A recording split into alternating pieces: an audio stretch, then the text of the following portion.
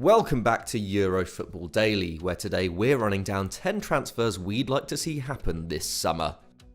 10. Andrea Belotti to Roma. Could this be the summer we finally see Andrea Belotti leave Torino? 6 years on from his €8.4 million move from Palermo and 4 years after being made club captain, it looks very likely. With just a year remaining on his contract, his club can no longer demand the lofty fee they once valued him at, and it's expected an offer of between €30 and €40 million will be enough to see him out of Turin. At the time of writing, Roma are reported to be leading the race for his signature, and a centre-forward of his calibre would certainly be a welcome addition to the Giallorossi.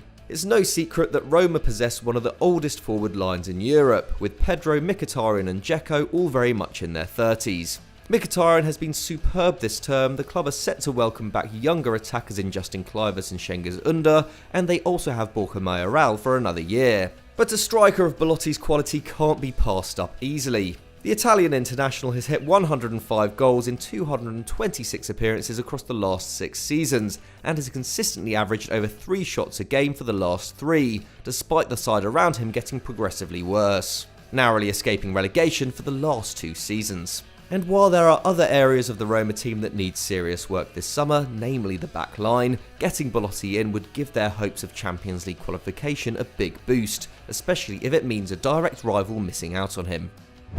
9. Rodrigo De Paul to AC Milan. Having qualified for the Champions League for the first time since 2013, Milan can finally count themselves among the Italian elite once again. And if they want to continue their rise, signing one of Serie A's elite players would be a good start. Rodrigo De Paul has had another excellent campaign in an otherwise average Udinese side, leading the squad for goals and assists with 9 apiece, while only Hakan Çalhanoğlu and Luis Alberto beat his 2.3 key passes a game in the Italian top flight. And if Çalhanoğlu ends up leaving the San Siro with his contract situation still unresolved as this goes out, the Argentinian playmaker would be a perfect replacement for him. And if the Turkish star stays, De Paul could still start alongside him too. While he's played exclusively through the centre in the last 2 years, the former Valencia man has also fulfilled roles on the left and right in earlier campaigns, and given Alexis Salamakers and David Calabria averaged 2 chances per 90 between them this year, they could certainly do with more creativity on the right flank. With 3 years left on his current deal and a reported €30 million price tag, the 27-year-old can't be signed on a whim. But he's certainly good enough to play in the Champions League and would surely be a guaranteed starter at the San Siro. Before we move on to our next section, if you're enjoying this video so far, why not leave it a like? And if you're unsubscribed to Euro Football Daily, what on earth are you doing? Hit that subscribe button so you never miss another great EFD video like this one. 8. Emiliano Buendia to Arsenal.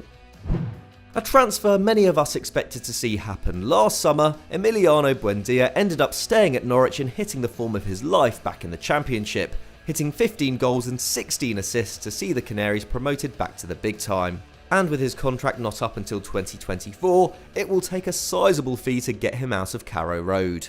But following another disappointing campaign, one of the key areas in which Arsenal have lacked is in creativity. This season they ranked 11th in the league for shots, below Wolves, and 12th in the league for chances created, below relegated Fulham. Buendia has averaged 3.3 chances per 90 this term, and even while his side struggled in the Prem last season, was still laying on 3 a game. The last gunner to hit those kind of numbers was, yes you guessed it, Mesut Ozil, all the way back in 2017-18. The loan signing of Martin Ødegaard and the emergence of Emil Smith-Rowe has made the picture at the Emirates somewhat brighter in this regard, but with the Norwegian star not guaranteed to stay this summer, and with Nicola Pepe creating just 0.6 chances a game this term, a new option on the right would be very welcome. Bring Buendia in and we could see increased output across the Gunners' forward line. 7. Adam Armstrong to Brighton.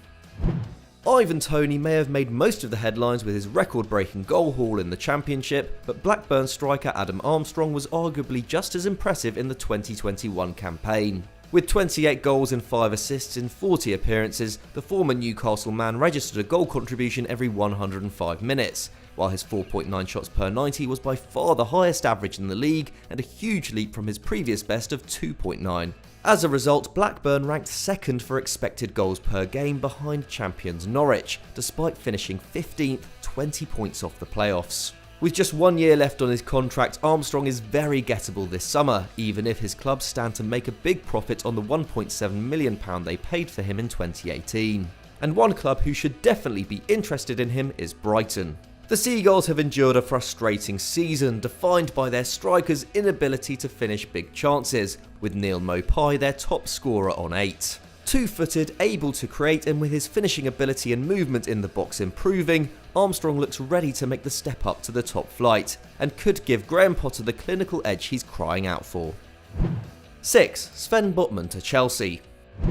Most of the talk surrounding Chelsea this summer will focus on their lack of an out-and-out goalscorer and the possibility of Declan Rice returning to Stamford Bridge. But while their improved defence has been the defining factor in Thomas Tuchel's success in West London, it still needs investment. And considering the Blues don't possess a naturally left-sided centre-back, shifting away from the 3 at the back system, which has been incredibly functional but a little dull, may require signing one. Lille's Sven Botman has been one of the outstanding young defenders in Europe this term, and possesses the technical and physical qualities needed to succeed in the Premier League. He wins 3.1 aerial duels a game, more than any Chelsea defender bar Zuma, while his 4.7 progressive passes per 90 is only beaten by Thiago Silva. And at just 21, he still has plenty of time to develop the ball-playing side of his game. Signed for just €8 million last summer, the Dutch international is now valued between 40 and 50 million, but he could be worth a title challenge for the Blues. 5. Jadon Sancho to Man United. Following the Super League debacle and the sustained protests which followed it, it appears the Glazers could attempt to appease Man United fans this summer, and this will almost certainly happen in the transfer market. But while the club have registered an interest in Harry Kane, they can realistically only afford to make one £80 million plus signing this summer, and that should be Jadon Sancho. Their efforts to sign the young forward last summer were a calamity, but the Englishman is available for a lower fee this time round, and the Red Devils still don't seem to face much competition to sign him. And while Mason Greenwood has hit great form at the back end of the season, it wasn't the case earlier in the campaign, and it's clear the teenager's future lies at centre forward. Amad Traore is promising but still very raw, while Dan James isn't technically good enough to hold down the right flank long term. Signing Sancho would maximise the potential of the United attack in a way few other signings would. Centre-back and central midfield need to be looked at too, but sorting the right wing position, which has been neglected at Old Trafford for the best part of a decade, should be the priority. 4. Milot Rashica to Borussia Dortmund.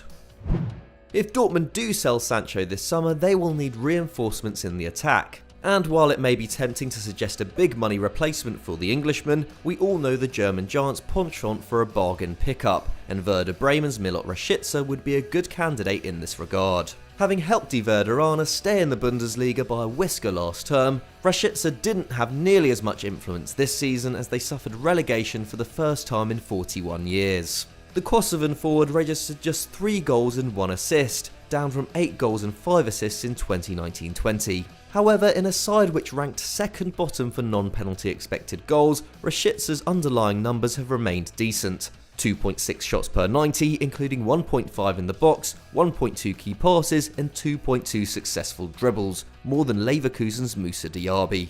Valued at just €10 million and with his contract up next year, the 24-year-old is set to go for cheap this summer. With BVB already linked with PSV winger Noni Madueke, the more versatile Rashica would also be an excellent addition to Marco Rose's side.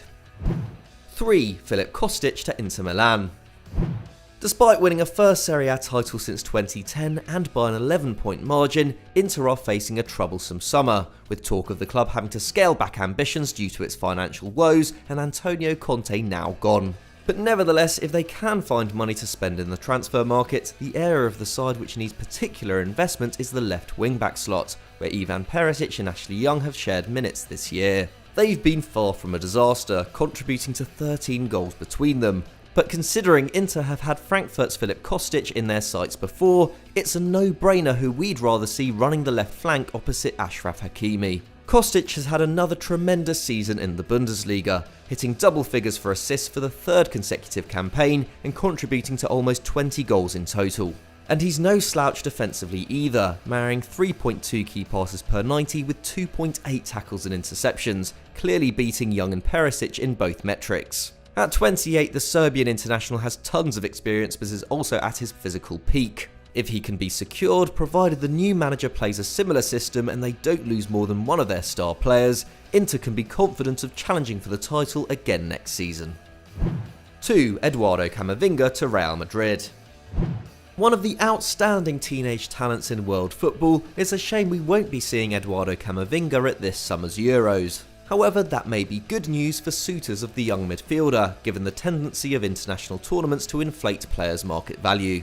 The fact he's also rejected the chance to extend his contract with Rennes also means he will be available for far less than the €80 million plus price tag we initially saw floating around his name. And this would no doubt suit Real Madrid, who have long been linked with the Frenchman and are unlikely to have huge amounts to spend in the upcoming window. While Kroos and Modric hit some of their best form in years this season, the Real midfield is overdue some rejuvenation, with almost no cover in defensive midfield and Casemiro often playing in a more advanced role this term. Sign Camavinga and he can develop alongside two of the 21st century's very best before taking up the mantle with Fede Valverde. But with Zidane no longer in the dugout, Real may no longer be the youngster's first choice. 1. Harry Kane to Man City. We may consider the minimum £120 million needed to get Harry Kane out of Tottenham too much for Man United, but over at rival City it doesn't seem like the worst bet. Pep Guardiola needs a Sergio Aguero replacement, and the kind of output Kane is capable of could further increase the divide between his team and the chasing pack in the Premier League. Equally, if he does succumb to injury, we already know the rest of the attacking formation can adapt, while his evolution into a more deep-lying centre-forward also suits Pep's style of play. City may not need Kane's abilities in the transition as much as Spurs do, with KDB arguably the best long-range passer in the Prem, but his supreme movement and finishing ability will give the side's attack an even bigger clinical edge against tough opposition. And while their canter to a 5th Premier League crown suggests that a huge signing isn't that necessary right now, City's attack has still dropped off, with their goal tally dropping to 83 from 102 last season and expected goals dropping from 102 to 78. With the England captain at the Etihad, the citizens will have even less trouble challenging on 4 fronts.